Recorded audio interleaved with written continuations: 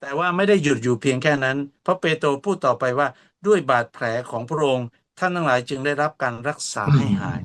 เพราะเราจะเห็นได้ว่าจากพระคัมภีร์ตรงนี้ทั้งพระคัมภีร์เดิมพระคัมภีร์ใหม่มันโยงให้เราได้เห็นชัดเจนว่าการจัดเตรียมของพระเจ้าในพระเยซูคริสต์เนี่ยไม่ได้มีแต่ด้านจิตวิญญาณที่เราได้หลุดพ้นจากการเป็นทาสของบาปนะการครอบครองของบาปเราถูกชำระให้หลุดพ้นจากบาปนะแล้วมาดำเนินชีวิตในทางของพระเจ้าแต่ยังครอบคลุมไปถึงด้านการรักษาโรคโดยร่างกายของพระเยซูที่ถูกเฆี่ยนนะครับถูกตีแล้วก็ถูกตรึงบาดแผลของพระองค์ที่รับไว้เนี่ยมันเป็นการจัดเตรียมของพระเจ้าเพื่อนำมาซึ่งการหายโรคโดยความเชื่อในพระเยซูคริสต์เจ้าเราเชื่อพระเยซูเราได้รับการยกโทษความผิดบาปเราเชื่อในพระเยซูคริสต์เจ้าเราก็ได้รับการรักษาให้หายจากโรคภัยไข้เจ็บนี่คือการจัดเตรียมจากพระคำของพระเจ้า